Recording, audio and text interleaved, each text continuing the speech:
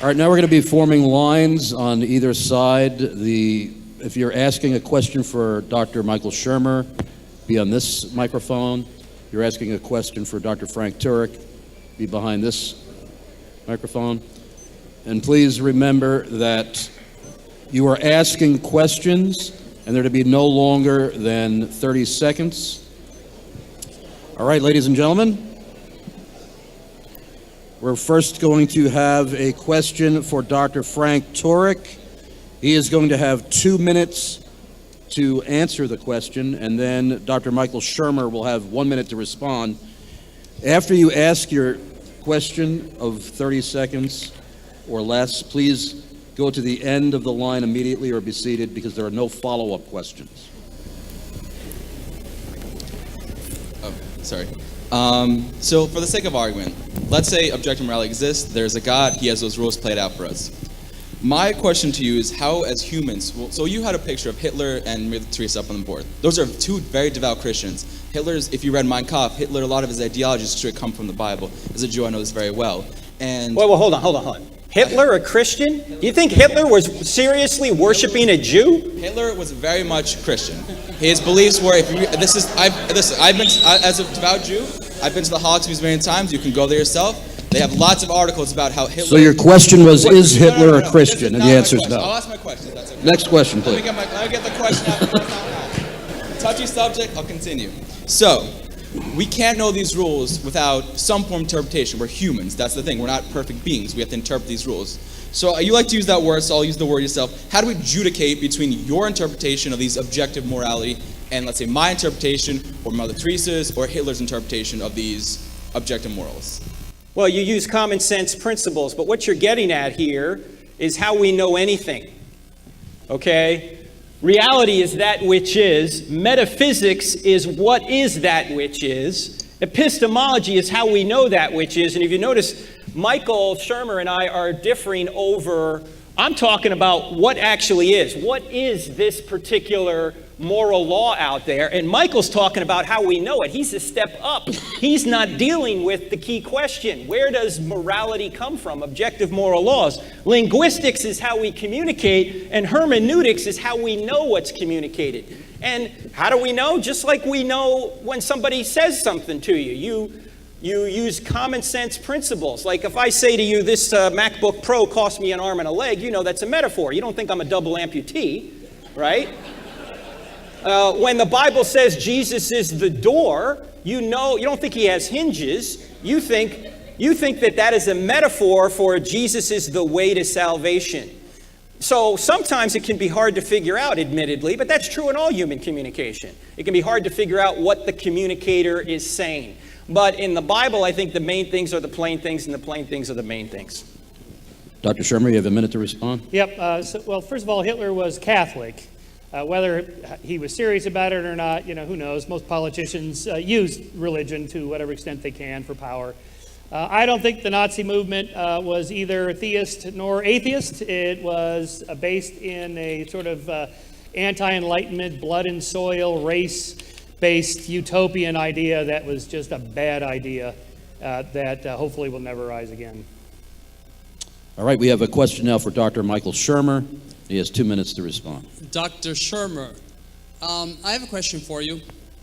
You say that science is used to make moral decisions. So you used as an example the Jews in World War II, that they didn't want to get killed, and there were so many slaughtered that you realize that that's wrong. So you must realize that 50 million children in the womb have been slain since 1970s. They didn't want to be killed. They were bleeding. They were hurt. They came out dead. So surely you don't believe in abortion, right? Okay, so I deal with abortion in the moral arc. Clearly, this is a complex and hard issue for anybody on either side. If you take this perspective, you could look at, instead of the moral arc bending toward justice, like Dr. King said it was, it's bending backwards with the death of fetuses. Okay, so here we have a conflict between the rights of the woman, the mother, and the rights of the fetus.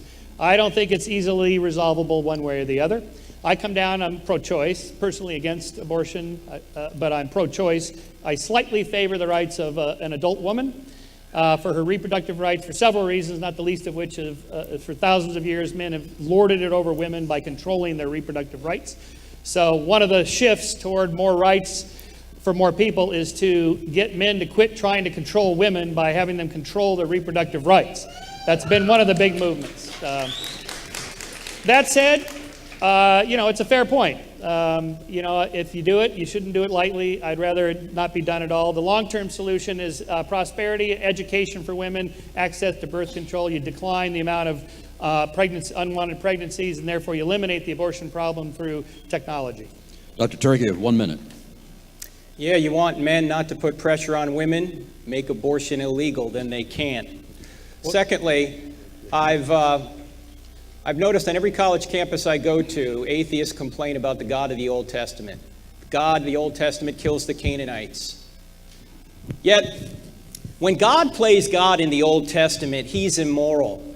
But when atheists play God here and kill people here, somehow that's a moral right. Can anyone justify that for me? We have a question now for Dr. Frank Turek. Yes. Your criticism of science is that there is no materialistic explanation of morality. But theism makes the truth claim of knowing right from wrong. Is it not then the theistic burden of proof to tell us which religion is true and which are false? To be a theist is to be atheist to all gods but your own. I don't know if that's a question. What's the question?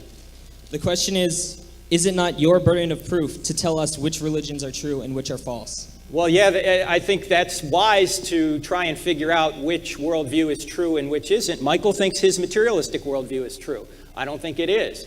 I think he can't even justify morality. He can't justify reason. He can't even justify the ability to do science. Again, because if we're molecules in motion, none of those things actually exist, or we couldn't do science if we're just molecular machines. I think, yes, you ought to give evidence for your worldview. That's what I try and do through books. And the Bible actually tells us to do that. The Bible actually says, always be ready to give an answer. Jesus says, love the Lord your God with all your heart, soul, strength, and mind. The prophet Isaiah says, come let us reason together. Paul says, I'm set in defense of the gospel. Paul also says, let's destroy arguments and take every thought captive to Christ. So contrary to what most people think, Christianity is a worldview built on reason. You get evidence that it's true, and then you trust in the object of that evidence. Christianity is not blind faith. Atheism's blind faith. You have 1 minute. Dr. Shermer. I think this is an excellent point. It's one of the reasons I gave up on Christianity. I was a born-again evangelical Christian for 7 years. One of the things that bothered me about it is when I started to study other people and other groups, other religions, other cultures, and so on, all of whom were as confident as I was that they were right. So that got me thinking, well, what are the chances that I happen to have picked the right one, which is completely determined by where I was born and raised and surrounded by Christians and so forth. And they're all wrong, all of them, all 10,000 other religions in the world. They're all wrong, and I happen to get the right one. That seemed to me a little too egocentrical. All right, we have a question for Dr. Frank Turek. Yes, thank you. Be it God or evolution that gave man free will, your opinion of the theory that science and evolution are an all-encompassing result of the universe's expression of that free will. I'm not sure that was a question, sir. I didn't quite get it. Can you rephrase it? In other words, be it molecules or biology, evolution, it came together. Yeah. And it functions. Right. In a free will. Now, be that free will a gift of God or a gift of evolution, how do you think of free will? How does free will, man's free will, we have the play into ability. this? We have the ability to choose between choices within certain limitations. I can't choose to jump 60 feet in the air, obviously. But in the Christian worldview, there's a material realm and an immaterial realm. And the immaterial realm deals with laws of logic and consciousness and laws of morality and even laws of nature. In the materialistic worldview, everything's molecules, everything's material, everything's governed by the laws of physics. Theism can explain why these immaterial realities exist. Atheists cannot, but what atheists tend to do is they steal from God's world in order to make their case. So I can't see how you can have free will if there is no immaterial realm. If we're just governed by the laws of physics, then everything Michael Shermer says and everything I say is the result of the laws of physics. So why believe what I believe? Why believe what he believes? All right. Dr. Shermer, you have a... The free will of the universe, you're taking a pantheistic view of the world? Okay, I think that we should go to let's the next talk later, question. you and me. So, yes, sir, okay. Dr. Shermer, you have Well, 1 his minute. point that there's no little homunculus, there's no mini-me inside you making decisions for you. And that's true in the materialist case, but it's also true in the theist case.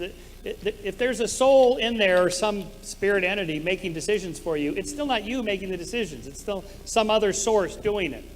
So that doesn't really solve the problem. Although I still come down on the side of free will for various reasons that I describe in a chapter on that. But basically, I do believe that even though we live in a determined universe, materialistic universe, the choices that we make within it are still real choices that we should be held accountable for. All right, we have a question now for Dr. Michael Shermer. Mr. Shermer, you mentioned that Mr. Turek and other Christians are on the wrong side of the moral progress, that history is evolving much more towards individual rights. But my question to you is, many times in history, various different cultures coexisted with each other where one culture would hold what we would consider regressive ideas, while other culture would hold progressive ideas. To give an example, although the Mongol Empire was violent, and its conquest was morally incorrect, they facilitated religious freedom and allowed any of its subjects to practice any religion freely, where at the same time in medieval Europe, they violently suppressed any other religious minorities. Also, in the Korean culture... We need a question, please. Yes, I'm getting to it. Well, it's a 30-second question. My apologies. So in light of those two cultures, coexisting with one another, wouldn't you say that our supposed march to progress is just simply that we are the militaristic and the cultural victor of our time? Yeah. So I had a hard time hearing some of that, but the idea of the moral arc is that yes, of course, you can have coexisting societies, groups, civilizations, nations, whatever, and as long as they don't bother each other, to each their own, and we all live in peace. Unfortunately, that's not the way the real world works. Too many people moralize about their beliefs, that you are standing in the way of us reaching utopia, and therefore we must put an end to you. We have to get you out of the way. And that's how, not just religions, but Marxist ideologies is another example of it. Any kind of collectivist ideology of any kind leads to that kind of moralizing and violence against individuals, and that's where the problem is. Again, I don't have any problem. All the Muslims I know are nice people, but clearly we can see in the daily news there's plenty that are not like that. That's what worries me, is those that turn to violence. Dr. Frank Turek, you have 1 Michael, minute. do you in any way abhor the violence and threats that were rained down against the Indiana pizzeria who said they wouldn't bake a gay cake? What? Okay, I don't think the big cake thing is all that it's been made up to be. I think this happened one example. If you were a Jewish baker and a neo-Nazi couple came in and said, we'd like you to make a cake, we're getting married, and put Hitler and a swastika on it, I think they should have the right to say, no, thank you, I'm not going to do it. So to this extent, I slightly favor on the side of the Indiana baker to say, no, thank you. Only slightly, because I believe in individual freedom and market freedoms, but admittedly, sometimes the law has to be pretty strong to put an end to things that are immoral, like slavery. It took a war and 650,000 dead Americans to put an end to slavery here. I don't think it would have ended peacefully on its own. It took Kennedy to send the federal troops to desegregate the South. It took Johnson to send federal troops for Dr. King to get from Selma to Montgomery. They wouldn't have made it otherwise without the federal troops armed against the bigots and racists there. Sometimes you have to come down on the side of what's right, sometimes with guns. Due to the time restraints that Stony Brook University has placed on us, we're going to have to limit this question and answer session to only one more question from each of our debaters. apologize, but we have no choice in this matter. And we will go with where we left off. How about if we do 5-minute closing instead of 10-minute? We're actually already reducing that to 6 minutes anyway. I'll give up my closing statement. Where's Dr. Brisbane? She can do anything. She had to go? Okay. All righty, question for Dr. Frank Turek. Thank you, by the way, Dr. Turek and Dr. Shermer, for coming tonight. If human beings are fallible and God can reveal his word directly to human beings, much like he did to the authors of the Bible, how do you know that the revelations to those fallible human beings about God's character, such as his perfect, honest nature, or revelations to yourself are indeed true and accurate? Well, good question. It is true that people err, but people don't always err.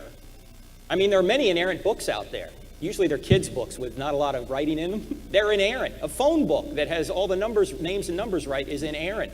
There are many inerrant books. The question is, are there more than one inspired book? So just because people err doesn't mean we always err.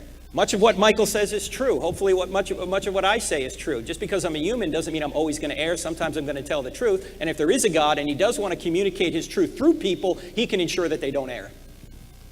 Dr. Michael Shermer. Response. Yeah, I think the question's a great one. It's a serious problem. Which prophets are the right ones? Which interpreters should we listen to? And clearly, historically, if you look at the long view, they don't usually agree. So historically, they sort themselves out, but the problem with religion is there's no systematic method to get at what's the actual correct answer. Other than, this faith is against that faith, and we have a war, and we yell and shout, and somebody comes out on top. That's how it's determined. That's a problem. And our final question for Dr. Michael Shermer. It's not the final question. Stoney has allowed us 2 more questions. 2 more questions. 2 more questions each. Dr. Brisbane, thank you. This question is for Dr. Turek. My question is, you said that God... Yeah. No, you're supposed to be asking a question of Dr. Michael Shermer. I'm okay with him doing it that way. It's okay. All right, go ahead. Basically, God is the standard of our morality, Yes. and a Platonic person with Platonic values who believes in Platonic idealism would argue the same thing. My question is, why do you have to presuppose that God is an actual being intervening in the course of human history based on your Christian convictions? Yeah, excellent question. Plato had the forms, and the forms included moral forms. The problem is, if these moral forms really exist, like justice or virtue or selflessness, under what obligation are any of us under to adhere to those moral forms if these commands don't come from a person? Commands don't come from its, they come from whose. So we know that in our practical experience, and we know God by his effects. That's how we know he exists. We see creation, we know there must be a creator. We see conscience, we know there must be a moral lawgiver. We see a Christ, we know there must be a source for Christ, and then the scriptures. So we know God by his effects, and when we have a conscience, it tells us certain things are right and certain things are wrong. We know that the being given us that particular conscience must be a moral being. And as I say, commands only come from whose, they don't come from it. So Plato's forms don't cut it. We have another question for Dr. Michael Shermer now. But having listened to the debate kind of veer off into some of your arguments, similar to Hitchens before he died, Dawkins, Silverman, why can't you, or these other men, be honest about what the Bible teaches about Christianity? What I mean by that is Catholicism, Mormonism, organized religion is always presented as this caricature of what the Bible really teaches. And I'm being sincere. Why can't you, being so well studied, debate an honest view of the Bible? Well, what do you mean by, who's defining the honest part? I mean by, like, if you would, I'm sure that with the degrees you have, you studied whole books, not portions of books. So when you do that with the Bible, you come to a much different conclusion than what you are making the caricature out to be of what the Bible teaches. And I don't understand why that is. Well, okay, first of all, When I was a Christian, I was an evangelical. This was in the early to mid 70s. I didn't belong to any church. The evangelical movement at the time was sort of anti-church because we could see the hypocrisy of religions themselves. So the idea was, well, it's just me and Jesus, me and God, me and the Bible, whatever. Just make it as direct as possible so you're not dependent upon people's interpretations. The problem is when you go to a theology school like I did, I went to Pepperdine University. It's a Church of Christ school. So you start taking classes in the Old Testament, the New Testament, the life of Jesus, and so forth. And it's nothing but interpretations. It's this theologian says this theologian says that. Catholics say this, the Baptists say that, the Presbyterians say this. And you go down that road. This is the problem, is that, well, the previous question, who's doing the interpreting? And of course, if it's just me, and I'm not dependent on anybody else, it's still me. I have a point of view. All sentient beings have a point of view. So ultimately, we come back to that. And Dr. Frank Turek, you have a minute. Yeah, scientists say different things too, but nobody claims there's no objective world. You have many different scientists arguing over different forms of evolution and intelligent design and all these things, and nobody says there's no objective reality out there or no objective world. So just because there's disagreement doesn't mean there's not a right answer. Secondly, when it comes to Christianity, all Bible-believing people believe in the basic things, what C.S. Lewis would call mere Christianity. These are people who believe in the Bible. Now, there are many denominations out there that don't. They're no better than hymn-singing Rotary clubs, okay? Why go? Some of these more liberal churches, why don't you just go read the New York Times from the pulpit? What's the point? If you're not going to read the Bible, what's the point? But I think Christians agree on the essentials, that there is a God and you are not him. That there is a Savior. We've all sinned. Jesus is the Savior. He's God. He's going to come back. And if you trust in him, you will be saved. All Christians agree on that. They may disagree over modes of baptism, different kinds of liturgy, what music to play, what's the color of the carpet, all that stuff. But most of the major elements of Christianity, what we would call the fundamentals, even Protestants and Catholics agree on. In fact, conservative Catholics have more in common with conservative Protestants than conservative Protestants have in common with liberal Protestants. Liberal Protestants are hymn-singing Rotary clubs. We have another question for Dr. Frank Turek. Yes, hello, Dr. Frank Turek. Thank you for being here tonight. My question for you is, when you look at biblical Christianity and secular atheism and humanistic philosophy and religion, and I'm sorry, not religion, science, would you say that Christianity is mostly based off of just the work of God and not of man? Like man's choice doesn't save, God's sovereign grace and will and election before the world began saves a sinner without works. Whereas in evolution, it's the work of man. Look at us. Look how great we are. Look how great we evolved. It's all man-centered. It's a man-centered religion.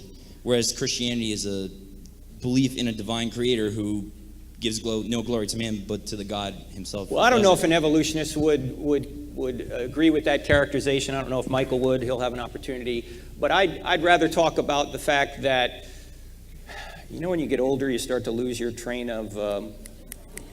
yeah, thanks a lot. Give me the essence of your question again. Pretty much, creation is the work of God. Evolution is the work of man. Oh, okay. I know where I was going with this. Okay, yeah. The center of the one-word theme of the Bible is redemption. You have paradise lost in Genesis, paradise regained in Revelation. Everything else is a story of redemption, where God, after he creates us and we fall, we sin against him, he literally enters the bloodstream of humanity. And that's what the Old Testament is all about, how Jesus, the Messiah, ultimately gets to the right time in history to come into human flesh, and he takes the sins of the world on himself, and by trusting in him, we can be saved, because God is a just being. He can't allow people to go unpunished. And if you don't want that, that's fine. God won't force you into heaven against your will. That's what the whole story of Christianity is. It's about redemption. We have a minute from Dr. Michael Shermer. Right, so you're a monotheist. You believe God and Jesus are one and the same, right? So the idea is that God sacrificed himself in the form of Jesus to himself to save us from himself. To me, this is just barking mad. We have a final question of the evening for Dr. Michael Shermer. Dr. Sherman, thank you very much. So I didn't really get where there is a moral, scientific morality, but so I'd ask the question, is the scientific morality what causes the survival of the race, or is the scientific morality what offends a person? And for example, if a person was the last hope of humanity, they had something in their blood, whatever, and they chose, I don't want to give up my blood, I'm immune to a disease that's going to wipe humanity out, but it's my right, I don't want to give up my blood. Should we go against his desire to be left alone, or is morality the survival of the race and anything that would cause that? You know? Yeah, so this is a good question. The hard problem here is, like, you have these moral dilemmas, like a doctor has 5 patients in his 5 ORs that are all dying of organ failure. In the waiting room is a perfectly healthy person. Should he kill the healthy person, harvest the 5 organs, and save the 5? The answer is no. That would be immoral and illegal, by the way. Don't think about doing it. And the reason is because we have decided that the sanctity and autonomy and liberty of the individual trumps that of the group. The one is more important than the 5. That's not scientific. That is what we have decided over the last 2 centuries of Western civilization. That's democracy, not science. No. Democracy, no. This is why we have restraints on democracy. This is why we have the Bill of Rights. It doesn't matter if 99% of Americans think we should kill Jews or whatever. The Bill of Rights says you can't do it. That's why we have the Bill of Rights. And we have 1 minute from Dr. Frank Turek. Well, I think a strength of Michael's book is he deals with these moral dilemmas in there, and he has a lot of different scenarios. I highly encourage you to get it and read it, because he really gets into depth on a lot of the scholarship there. So it's a very good aspect of Michael's book. But let me point out one thing about dilemmas. Dilemmas don't prove morality's relative. Dilemmas prove morality's absolute or objective. Because, you know, the old life raft thing, you know, if you got 3 people on a life raft, it's only fit for 2. If you don't pull somebody off, you don't push somebody off, everyone's going to die. What do you do? Or the same scenario that Michael just gave. The only reason it's the dilemma is because you know how valuable life is. In an evolutionary worldview, you'd push everybody off. Who cares? It doesn't matter. We're all just overgrown germs anyway. What's the point? So dilemmas actually prove that there is an objective morality. And if there's an objective moral law, there must be an objective moral lawgiver. Well, now it's time for our closing statements. And since Dr. Turek had his turn to go first with the opening statements, we're going to allow Dr. Michael Shermer to begin first with the closing statements. You have 6 minutes. Hey, Chris, could you give him 10? No, let's just do, I don't have 10, but it's 5. All right, 5 is fine. Yeah. I have a prepared one, so it may take me a little longer, but all right. I'll go as fast as I can. Jersey. I'll tell you what, if you go first, then I can put together my... Sure, that's fine. You go first. I'll be happy to do that. Yep. Is that okay? Yes, this is already proven to be a day without laws, right. so go ahead.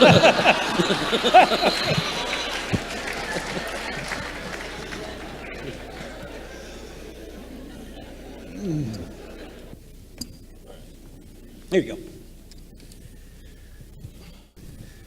But let me try and sum up. If you notice, the difference between Michael and me is the difference between ontology and epistemology. Michael is talking about how do we know the objective standard of morality. That's epistemology. That's how you know something. The question I'm trying to get at is, why does the objective standard of morality exist in the first place? And I'm saying that's best explained by God. If there's a moral law, there must be a moral lawgiver. Michael has to resort to materials, rocks. Do rocks have the authority to tell you what to do? I don't think so. This is the difference between knowing and justifying morality. You can know what a book says while denying there's an author, but there would be no book to know unless there was an author. Likewise, atheists can know objective morality while denying God exists, but there would be no objective morality to know unless God exists. Now, can evolution account for morality? No. Why? Because moral laws are not chemical or biological. They are immaterial and come from personal agents. You know what? That's what I was asking Michael before. What's the chemical composition of justice? He couldn't answer because it's a category mistake. Moral laws aren't made of materials, yet Michael's a materialist, so all he has to choose from are materials. Chemistry and biology are descriptive, not prescriptive. Evolution describes what does survive, not what ought to survive. Why humans? And which humans? Why not the Nazis rather than us? Should we rape to survive? I mean, if it's all about survival, you can survive and get your genes in another person by raping them. Should you do that? Also, should we murder the weak to help others to survive? Michael, to his credit, said no, but that's exactly what Hitler did using natural selection as his principle, Darwinian natural selection. And since evolution is a process of change, then morals must change. Rape may one day be considered good. Michael kept asking me, when are you going to change? When are you going to change? Well, I might change, but that doesn't mean I change for the better. And finally, why cooperate when not cooperating helps you survive? Michael talked, well, you got to cooperate to have a society. What if I'm Stalin and I got a lot of power and I don't need to cooperate? I can kill 20 million people and get what I want. Why should I care if there's no God or no judgment when I'm dead? In fact, Darwin had a great doubt about his whole theory of macroevolution, and I've been trying to get Michael to answer the question, if you're just molecular machine, or if you're just a molecular machine, or if your molecules in motion, a moist robot, why should you trust anything you believe? Darwin had a similar doubt. Here's what he said. With me, the horrid doubt always arises whether the convictions of man's mind, which has been developed from the mind of lower animals, are of any value or at all trustworthy. Would anyone trust in the convictions of a monkey's mind, if there are any convictions in such a mind? Why should you believe your mind if it's put together by these random blind processes? In fact, my friend John Lennox puts it this way. He asks scientists, he says, tell me about how do you do science? And they normally come up, they say, well, I got this amazing machine. He goes, no, forget the machine. I'm talking about how do you do science here? He goes, oh, you mean with my mind? I mean my brain? Yeah, he says, tell me about the brain, Lennox asked the scientist. Tell me, how did you get it? And the scientist will say, well, my brain is the product of unintelligent processes that had no direction, and they just brought my brain together. And Lennox says, and you trust it? In fact, we know that these things which are immaterial exist. Minds, laws of logic, laws of mathematics, laws of nature. The very laws that you need to do science are immaterial. I mean, the law of gravity is immaterial. We can see its effect, but it's not a physical thing. It affects physical things, but it's not a physical thing itself. The laws of morality, love, and justice, these are all immaterial things that can't be explained by molecules in motion. In fact, Michael called Christianity a superstition. No, you know what the superstition is? It's atheism. That's the superstition, because you are not just a physical body, a mere molecular machine. That's a superstition called atheism. In fact, that my friend Ed Fraser, who wrote the book The Last Superstition, makes this point. This is superstitious to believe everything's materials, because we know there are several things that aren't material. They're immaterial. In fact, I wouldn't even be able to talk here, and you wouldn't even be able to understand what I'm saying if we weren't trafficking in these immaterial laws of logic that aren't made of molecules. The truth is, you are a soul with a physical body. Now, he might say, well, if you damage your brain, you won't have a mind. True. If I damage my router, I won't have a Wi-Fi signal. But the router and the Wi-Fi signal are not the same. The router is the instrument through which the Wi-Fi signal is transmitted. They're two different things. Similarly, the brain is the instrument through which you have a mind, and if you damage the brain, you won't have a mind. However, the brain itself is not the complete source of your mind. There's somebody holding all this together, what all men know to be God. And it might be of interest to you that one day we will have a reconstituted body and brain in the resurrection body. So to sum it up, objective morality requires a map. It requires a moral standard outside of us. And when I say objective moral standard, I'm saying that's in God's nature. Michael hinted at what's called the Euthyphro dilemma. Does God look at another standard? In that case, he's not God, or he's unnecessary. Or does God arbitrarily make things up? If that's the case, then he's arbitrary. Well, no, God is the standard. There's not something beyond him, and he doesn't invent things. He is the standard. And so rules come from whose, not its. And God is the right answer. Now, last thing before I go. It's interesting when I go to college campuses. So I just have like two minutes here. Chris, is that okay? 2 minutes here? Is that okay? You actually have 3. Okay, I actually have 3. Okay. When I go to college campuses, I'll often ask atheists, if Christianity were true, would you become a Christian? And on several occasions, they'll say, no. And I'll go, no. How's that reasonable? How's that rational? It's not. The problem isn't here for many people. Quite frequently, the problem is here. I can tell you this, that the elephant in the room is not evidence. The elephant in the room is morality and accountability. People don't want there to be a God because they want to be God. They want to go their own way. See, and I have that problem sometimes too. It's inconvenient for God to exist when I want to do something I know I shouldn't do. The problem is many of us are on a happiness quest. We're not on a truth quest. If you want to have ultimate happiness, though, you got to go straight through truth. Now here's the ironic thing. This is the very ironic thing. The very people who are shying away from God because of morality, yeah, God does create a problem for morality, but you know what? God is the only solution to morality. In fact, let me explain what I mean. You see, we have a relative moral standard in our mind, from the moral giant Mother Teresa down to the moral midget Hitler. And next to Hitler, we put criminals. We know they're not quite as bad as Hitler, but they're bad. And then next to criminals, we put all the immoral people we all know. You know, our immoral friends and relatives who aren't quite as good as we are, because our picture's right here next to Mother Teresa, right? And then if we believe in heaven and hell at all, we arbitrarily draw a line in the sand and we say, these are the bad people, they're going to hell, and we're the good people, we're going to heaven. That's what we think. That's not the way the moral universe really works. No matter what moral standard we have, Michael and I may have different moral standards in certain areas, we can all admit we haven't lived up to it. None of us have. None of us have lived up to the moral standard. And the problem here is the line does not run up and down. We shouldn't be comparing ourselves to one another.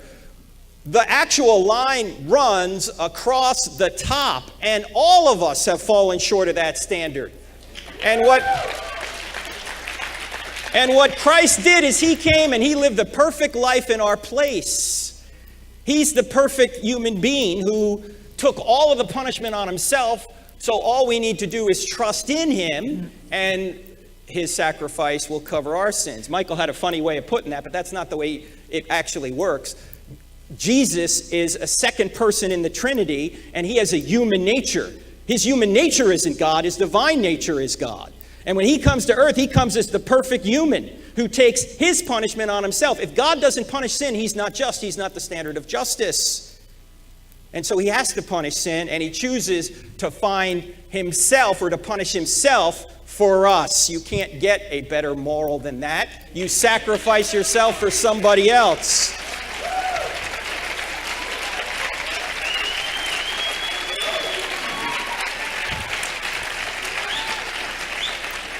So the purpose of his life was to be punished in your place. His life was a gift to you. Have you received his gift? If not, why not? Why wouldn't you? It's free. You go, I don't want to stop doing what I'm doing. Guess what? You don't have to. Because God will change you once you come to him. I'm sorry, time is up. Dr. Michael Shermer, you have 10 minutes. Thank you for cheering, but I have a challenge for you Christians. If you are a Christian, does anyone really know it?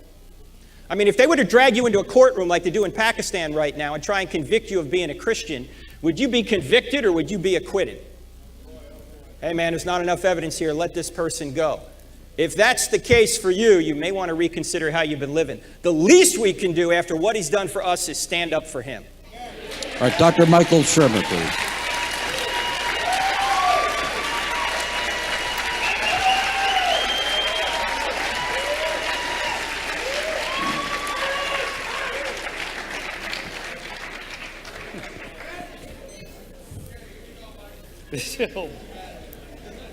Are we in church? Oh my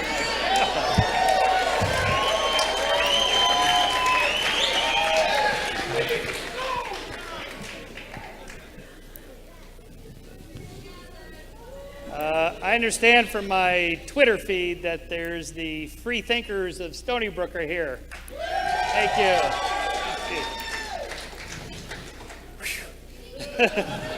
I got somebody on my side. Oh boy. But hey, follow him to his car, please. I used to be a born again Christian, so I figure if I'm wrong now, I'm still in, right? Because according to this religion, I can reconvert back at the last moment. Well, except I don't think I would do that for several reasons. One is what I mentioned before, is that the hubris of thinking that of the tens of thousands of religions and thousands of gods that people have believed in over the last 10,000 years, what are the chances that I, as a Christian, got the right one and everybody else is wrong? Historically, humans have found themselves to be egocentrically self-centered, thinking, of course I'm right, and all those other people are wrong, and it almost always turns out they were wrong. So to err is to be human, and that's the case. And that's the least of it. The problem of evil is a huge one. I'm not just talking about why did God allow the Holocaust or genocides, because you would say that's human free will. What about childhood cancer? Why should thousands, tens of thousands of infants, little children die of leukemia and other horrible diseases, not to mention what it does to the families who love them? Why would a good God allow that? What is the answer to that? Other than we're told, well, God works in mysterious ways. Well, it'd be nice if he worked in less mysterious ways and did something about it. But he doesn't, so it's up to us. It's always up to us. It's up to you. It's up to me to make the world a better place. Not to turn to some other supernatural force that may or may not come. Not to give up what we have now in hope of some blissful state in some other place. Here and now is what counts. Now is when you should be trying to do something to make the world a better place. Now is the time to make your relationships count with other people, not in some other world where this is a mere prepping stage for the next life. It's this life that counts, regardless of whether there's another life or not. And historically, this is what has driven the moral arc forward, expanding the moral sphere to include more people into our moral considerations. That is what has driven change. You and I, individuals standing up and saying, we're not going to put up with this anymore. We demand the same rights as everybody else. I don't care what your religion is. This is what's right and fair. That's how it matters. That's what makes a difference. Not in some other life, but here and now.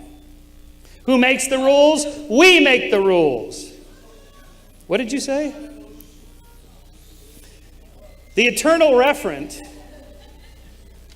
is what we make of it. It's our rules. It's always been up to us. 100 years ago, you would think very differently about blacks and Jews and women than you do now. What happened? There's no new biblical scriptures that have come down on high through some prophet. No theologian has discovered a new way to interpret the Old or New Testament that said, thou shalt not enslave thy fellow man. It's not in there. Thou shalt not oppress women or blacks. It's not in there. It didn't come from religion. It never comes from religion. It comes from you and I. It comes from oppressed people saying, enough, stop it. I'm going to fight back.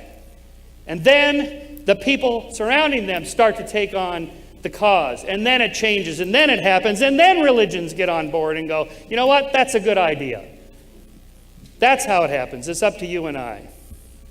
So let me end with the great Dr. Martin Luther King Jr., who I started with, who is the inspiration for my book and my hero. He said, the great burden of life is to always try to keep that higher self in command. And every time that old lower self acts up and tells us to do wrong, let us allow the higher self to tell us that we were made for the stars, created for the everlasting, born for eternity. Well, we are in fact made from the stars. Our atoms were forged in the interiors of ancient stars that ended their lives in spectacular paroxysms of supernova explosions that dispersed those atoms into space, where they coalesced into new solar systems with planets, life, and sentient beings capable of such sublime knowledge and moral wisdom. We are stardust. We are golden. We are billion-year-old carbon. Morality is something that carbon atoms can embody, given 1 billion years of evolution, the moral arc. Thank you.